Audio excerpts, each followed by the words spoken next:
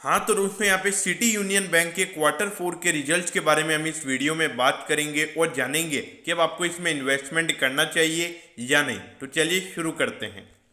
तो देखिए सबसे पहले अगर हम यहाँ पे नेट प्रॉफिट की बात करें तो नेट प्रॉफिट पिछले क्वार्टर के कंपैरिजन में 34% गिरकर 111 करोड़ का यहाँ पे कंपनी का टोटल नेट प्रॉफिट निकल कर आया है।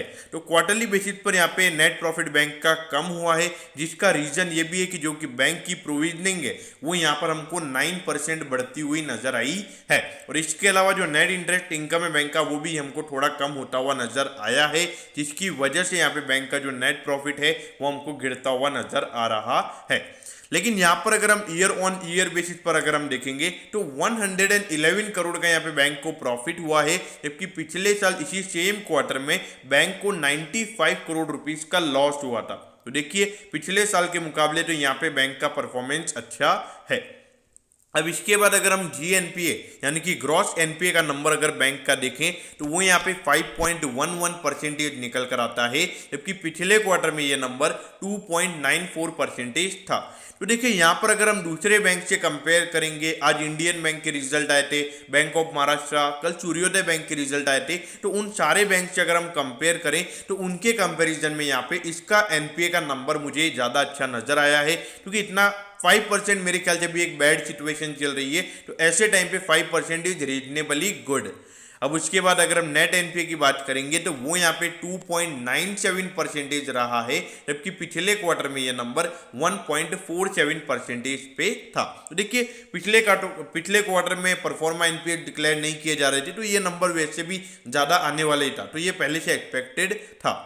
तो अब देखा जाए तो ऑल ओवर यहाँ पे रिजल्ट मेरे ख्याल से अच्छे हैं, ज़्यादा कुछ इश्यूज नहीं है। लेकिन हाँ अगर मार्केट क्वार्टरली बेसिस पर अगर रिजल्ट को देखता है तो हो सकता है ये नेगेटिव वे में जा सकता है।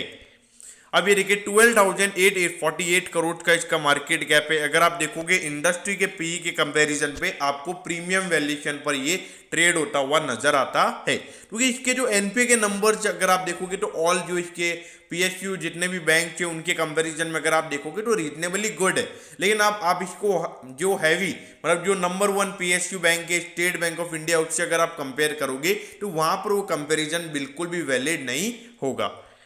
अब ये देखिए पिछले 4 साल से अगर आप देखोगे तो कंटिन्यूसली बैंक अच्छा परफॉर्म करता हुआ नजर आ रहा है। और तो पिछले साल बैंक की प्रॉफिटेबिलिटी थोड़ी कम हो गई थी, बाकी देखिए 3 साल से लगातार बैंक की प्रॉफिटेबिलिटी बढ़ रही थी। तो यहाँ पर अगर देखा जाए सिटी यूनियन बैंक ऐसा शेयर है जो कि मतलब इसमें ज़्यादा रिटेल इन्वेस्टर्स का फोकस नहीं है, मार्केट में इतना चलता नहीं है, लेकिन ये बैंक साइलेंटली अच्छा परफॉर्म भी करता हुआ नजर आ रहा है। अब ये देखिए 173 पे यहाँ पे सिटी यूनियन बैंक का शेयर अभी ट्रेड हो रहा है और 5 इयर्स पे हाई के नजर डालिए 249 का ही है। तो अगर अब ये आप देखोगे तो अराउंड आपको ये शेयर अगर हम हाई से अगर हम कंपेयर करेंगे तो अराउंड 30% ये शेयर अभी आपको डिस्काउंट पर मिल रहा है। तो इसलिए सिटी यूनियन बैंक के अंदर जो लोग भी यहाँ पे लॉन्ग टर्म के लिए इन्वेस्टेड हैं, मेरे ख्याल से अभी भी जो NPA का नंबर है इतना ज़्यादा नहीं है। ऑल्दो 5% बहुत ज़्यादा होता है, लेकिन जो सिचुएशन है उसके हिसाब से इतना नंबर मेरे ख्याल से ठीक है। तो इसीलिए यहाँ पर जो लोग भी यहाँ पे लॉन्ग टर्म के लिए इन्वेस्टेड है इन्वेस्टेड रहिए, और जो लोग इन्वेस्टमेंट करना चाहते हैं मेरे ख्याल से डेफिनेटली इन्वेस्टमेंट कर सकते हैं। लेकिन हाँ आपको पता होना चाहिए एक बैंकिंग स्टॉक है, तो बैंकिंग स्टॉक के अंदर आपका जो मार्केट लीडर्स हैं state bank of India, PNB, पहले आपका ध्यान उनके ऊपर जाना चाहिए, फिर उसके बाद आपका फोकस ऐसे बैंकिंग स्टॉक पर आना चाहिए। तो दोस्तों मैं होप करता हूं कि आपको सिटी यूनियन बैंक के क्वार्टर 4 के रिजल्ट्स के बारे में सब कुछ पता चल गया होगा। अगर आपकी कोई भी क्वेरीज है तो आप कमेंट कीजिए, मैं जरूर आपके कमेंट पर रिप्लाई करूंगा। ओके दोस्तों, thank you, have a nice day.